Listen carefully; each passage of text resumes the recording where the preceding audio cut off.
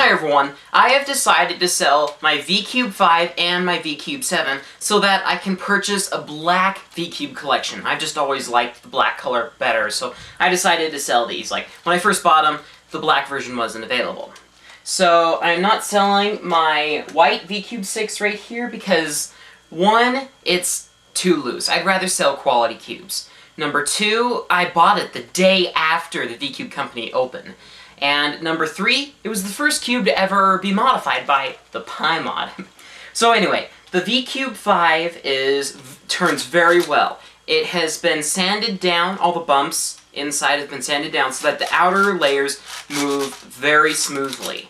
So, and yeah, it's a very great speed cube, fully broken in. I've owned it for over a year, so it's a very nice puzzle. And it's got CubeSmith tiles on it, but they do have very, very slight marks on them. Here, I'll show you a close-up of that. Okay, so here we go. So yeah, you can notice something right there, and yeah, so there's just some other stuff. But that's really all that there is, and there's some on the other tiles, but yeah, it's no big deal. As for the V-Cube 7, much of the same characteristics apply. It turns very smooth. I've had it for over a year, the same time as the V-Cube 5, so it turns very smooth. I have tried to modify it once to reduce pops, but that really didn't seem to do much at the time. So if you take it apart, you may notice scratch marks on some of the pieces. But nonetheless, it rarely ever pops, so I'm not sure if that was done by the modification, or if that was just because of it's broken in. It also has tiles, but they are hand-cut. I cut them long before CubeSmith ever came out with their tiles. So I'll go ahead and show you close-ups in a minute. And they do have some of the same marks that the V-Cube 5 has, but again, that should be no big deal. So, okay. As for the close-up, okay, the green side, the orange side, the blue side,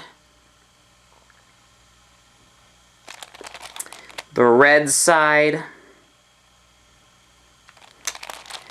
the yellow side,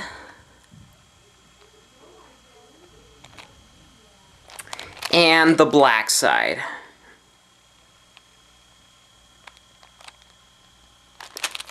So yeah, the tiles aren't cut perfectly, but they certainly have been okay for me. So that's really the only downside to the puzzle, but it is still a great V-Cube. I certainly have had a lot of fun playing with this puzzle and the V-Cube 5, so go ahead and place your bid if you're interested in them. I have also added solve videos of these cubes, although when I did the solve on the V-Cube 7, I hadn't put the tiles on yet, but the quality is still basically the same. So check out those solve videos if you'd like to see how they behave.